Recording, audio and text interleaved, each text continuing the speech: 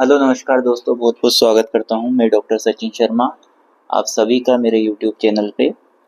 और हमेशा की तरह मैं आपके लिए लेके आया हूं एक एजुकेशनल वीडियो। तो जैसा कि आप जानते हैं कि एमपी की अलग अलग यूनिवर्सिटी में एग्ज़ाम चल रही है।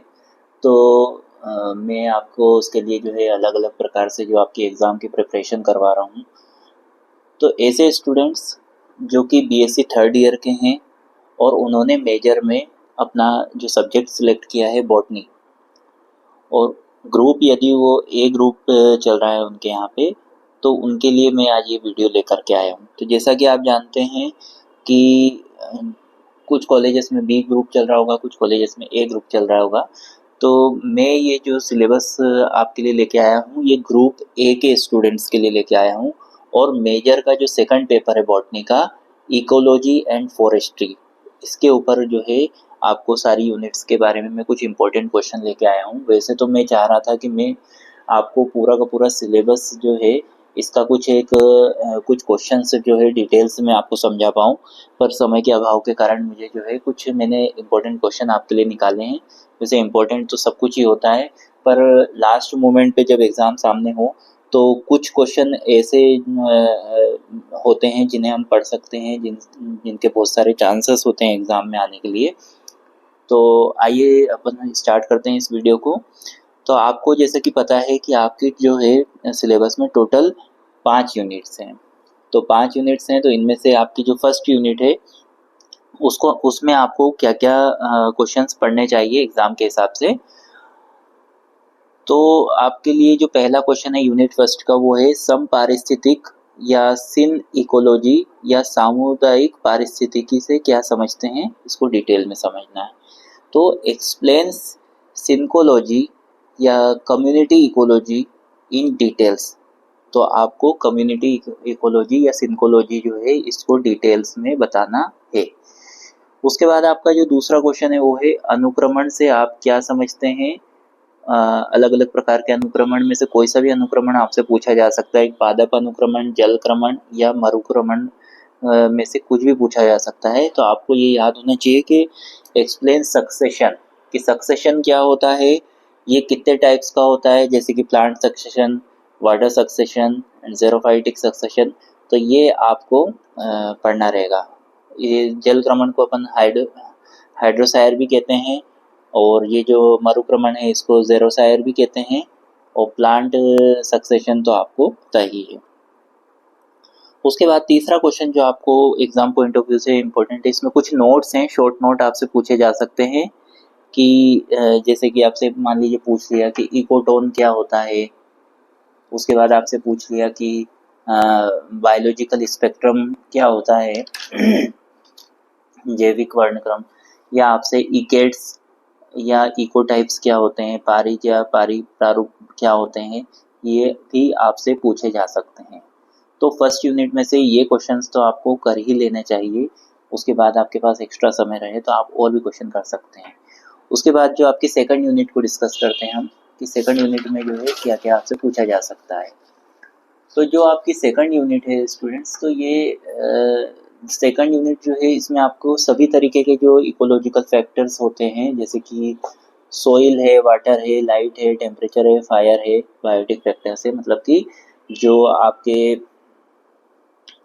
जो आपके पारिस्थितिक तंत्र में जो जो चीज़ें आपकी पाई जाती है, आपकी इकोलॉजी में जो जो चीज़ें आपकी पाई जाती हैं, वो उससे रिलेटेड है आपकी यूनिट। ये सेकंड वाली पारिस्थितिक कारक क्या क्या होते हैं।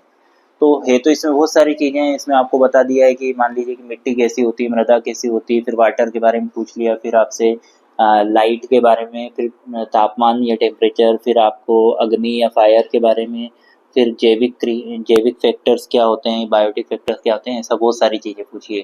पर अब इतने शॉर्ट टाइम में जो है आप प्रिपेयर करना चाहें तो आप एक क्वेश्चन तो है मृदा से आप क्या समझते हैं, विस्तार पूर्वक समझाइए। मतलब कि आप सोइल प्रोफाइल, पूरा का पूरा सोइल में से कुछ भी पूछा जा सकता है, तो आप सोइल को अच्छे से कर लें। उसके बाद में तापमान के प्रति पादप अभिक्रियाएं एवं अनुकूलनों के बारे में आपको बताना है। Types of plant according to temperature and their adaptation. उसके बाद में आपसे जो जल चक्र के बारे में पूछा जा सकता है, हाइड्रोलॉजिकल साइकिल के बारे में पूछा जा सकता है। तो आपको इसको अच्छी तरीके से इन क्वेश्चंस को करना है।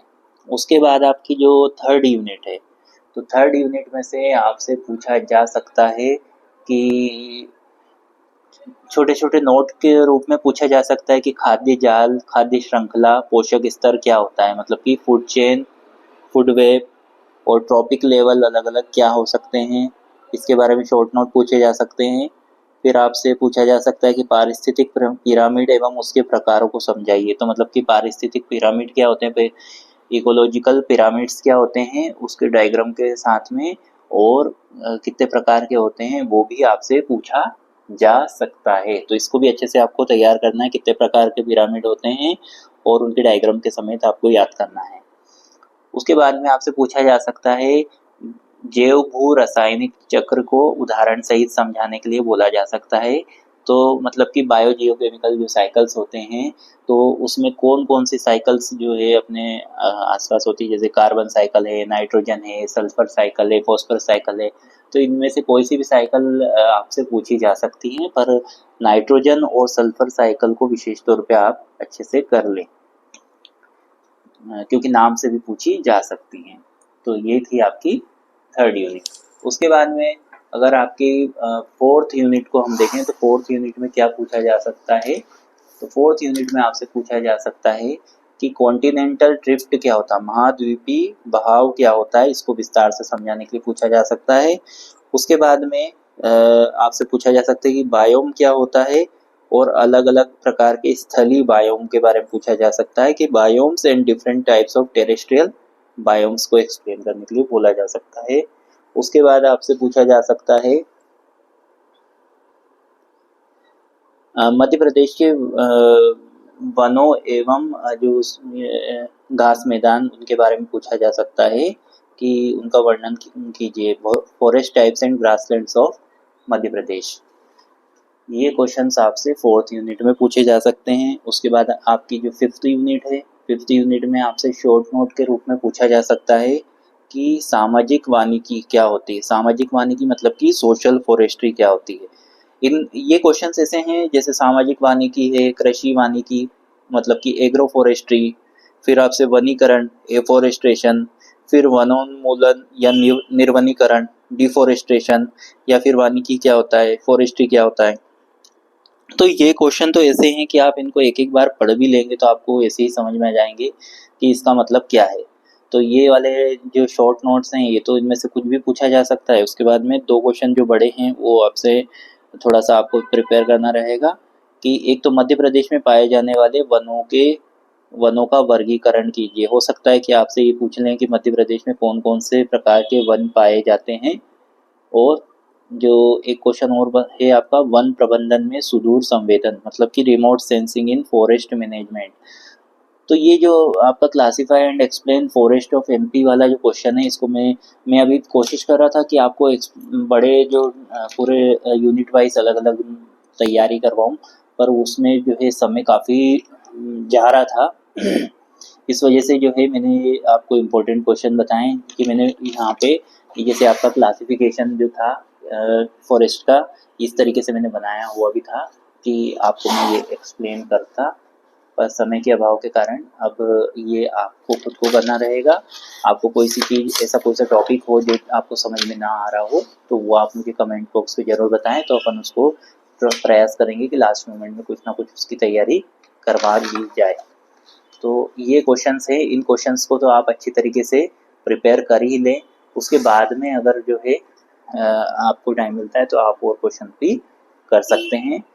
इसी तरीके से चैनल के साथ जुड़े रहिए, और आपको कौन से टॉपिक्स पे और वीडियोस चाहिए वो भी मुझे कमेंट बॉक्स में बताइए, और अपने फ्रेंड्स को भी ये वीडियो शेयर करें ताकि उनको भी एग्ज़ाम में हेल्प हो सके। धन्यवाद।